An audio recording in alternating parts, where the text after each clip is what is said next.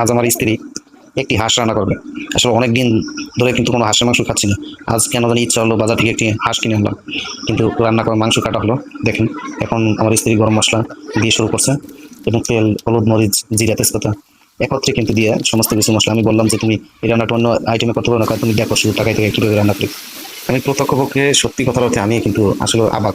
কোনো সময় রান্না করে, কোনো সময় যাইনি, কিন্তু আজকে মন চাইছে যে রান্নাঘরের পাশে আমি আমার স্ত্রী যে হাঁসটি আনলাম, সে হাঁসটি কীভাবে রান্না করে ওর সাথে আমি থাকবো এবং দেখবো। যখন আমি ভিডিও করতেছিলাম তখন ওর রান্নার গতি এবং রান্নার স্ট্রাকচার দেখে এবং সুগন্ধে আমার দেহটা মনে হয় পরিপূর্ণ হয়ে গেল। আমি আসলে আরেকটা জিনিস আমি ভাবতে পাইলাম যে আমার স্ত্রী অনেক কষ্ট করে কিন্তু আসলে রান্না করে। অনেক গরম, এবং আপনার লাকড়ি দিয়ে যখন রান্না করতে হয় তখন কিন্তু ধোঁয়া আসে, দেখেন যে ভিডিওতেই দেখা যায় ধোঁয়া। কিন্তু আসলে সত্যি কথা বলতে একজন মানুষ সে কিন্তু প্রকৃতপক্ষে চাইলে সে একটা খাবার কিন্তু অনেক সুন্দর করে তুলতে পারে। আমি এই খাবার আসলে ওর এই রান্না দেখে আসলে নিজে বিচলিত যে কিভাবে কষ্ট করে নিজে রান্না করবে। এবং রান্নার ভিতরে আমি খেয়াল করলাম অনেকটা সময় লাগলো। এইভাবে সারাদিন বসে বসে সে কিন্তু রান্না করে। আমি কিন্তু আসলে খাই যাই এবং আমার কর্মস্থলে আমি চলে যাই, কিন্তু তার রান্না দেখে আসলে নিজে আজকে বিচলিত। সত্যি কথা বলতে রান্নাটা অনেকটাই আসলে ভালো হবে আমার এটা বিশ্বাস। কিন্তু যে এখন দেখেন মাংস কষানোর পরে দেখা যায় খাসি মাংস রান্না করছে। আসলে রান্না করার তার গতিতে বুঝতে পারছি যে আসলে অনেক সুস্বাদু হবে। বন্ধুরা, সত্যি কথা বলতে যদি আজকে এই রান্নার আপনাদের মনোভূত হয়ে থাকে, তাহলে অবশ্যই আমি আপনাদের কাছ থেকে একটা জিনিস আশা করতে পারি, লাইক এবং কমেন্ট। অবশ্যই রান্নার যে গতি এবং রান্নার যে গঠন অবশ্যই আপনাদের ভালো লাগবে।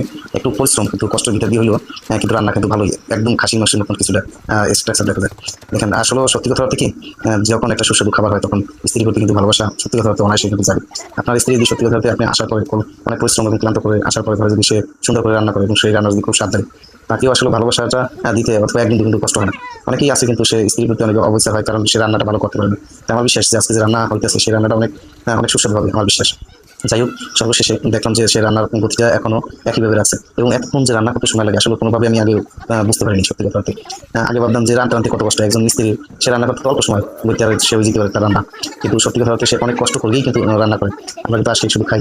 আমরা মহিলাদের একটা কথা বলি, তুমি কী করো, এদিকে কোনো এই একটু রান্না বান্না করো, খাবার দাবার দাও, এদিকে কোনো কষ্ট। আমরা তো মাঠে ঘাটে অথবা যে পেশায় থাকি সেই পেশায় অনেক কষ্ট করি, কিন্তু সত্যি কথা বলতে রান্না করাটা যে কত কষ্টের সত্যি কথা বলতে কতক্ষণ না দেখতে আগে বুঝতে পারতাম না। যেমন আমার মা রান্না করে খাওয়াই আসছে, সেই ক্ষেত্রে আমি বুঝতাম না, কোনো সময় রান্না করে যায়নি। এখন দেখতে দেখতে কিন্তু সেটা অভ্যস্ত যে আসলে সে কতটা কষ্ট করে আমাদের জন্য রান্না করে। একটি হাঁস রান্নার একটু যেটা আপনাদের দেখালাম, যদি এই বিষয়ে ভালো লেগে থাকে আমার এই চ্যানেলটি লাইক এবং সাবস্ক্রাইব করে পাশে থাকবেন বন্ধুরা। ধন্যবাদ সবাইকে।